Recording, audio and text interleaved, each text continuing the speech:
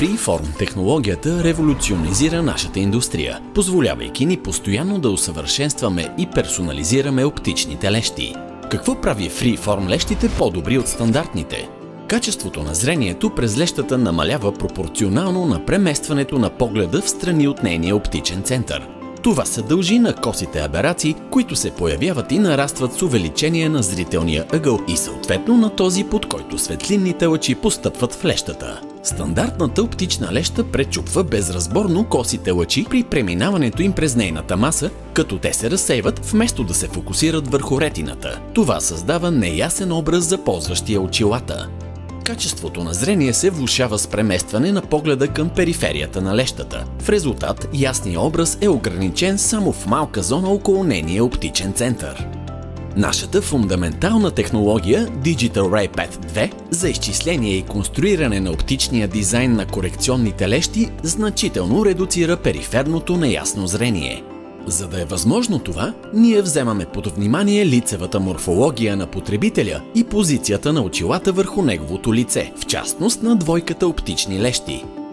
Технологията проследяване на светлинните лъчи симулира косите аберации при всеки зрителен ъгъл на съответното фокусно разстояние, като модифицира задната повърхност на лещата с цел да постигне най-качествено зрение, независимо от посоката на погледа. Така, аберациите са значително редуцирани. Добавянето на геометричен модел оптимизира допълнително ефекта, но не постига тяхното пълно елиминиране. Новото поколение на технологията Digital Ray Path ни дава отговора как да преодолеем геометричните ограничения.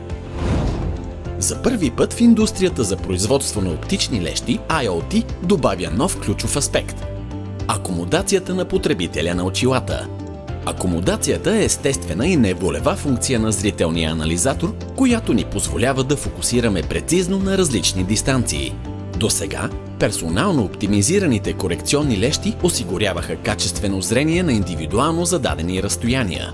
Чрез стимулиране с цел облекчаване на малка част от неговата акомодация, ползващият очилата може да фокусира ясно в широк диапазон от зрителни дистанции през една и съща точка на лещата, без да се налага да движи очите или променя зрителния ъгъл. Диапазонът от зрителни дистанции ние наричаме акомодационно поле. Digital Ray Path може да симулира косите аберации в акомодационното поле, отчитайки всички възможни фокусни разстояния и зрителни ъгли, като по този начин постига по-прецизна и реалистична оптимизация спрямо начина, по който потребителят ползва очилата. Към акомодационното поле се добавя и иновативен математически модел за отчитане на индивидуалната акомодационна сила на всеки потребител. За да разберем как това действа, трябва да познаваме компонентите, съставящи оптичните грешки, предизвикани от косите аберации и начинът, по който зрителната система възприема всеки един от тях. Първият компонент са цилиндричните оптични грешки, които генерират изкривяване на образа. Вторият са сферичните оптични грешки, които генерират размазване. Зрителната система реагира различно към всеки един от двата компонента. Очите нямат механизъм за редуциране на цилиндричните грешки и затова ги възприемат като изкривяване на образите. Използването на малка порция от акомодацията позволява да се изключи целият негативен ефект от сферичните грешки. Digital Ray Path редуцира максимално цилиндричните оптични грешки, като запазва остатъчния сферичен компонент, който се компенсира лесно от акомодацията.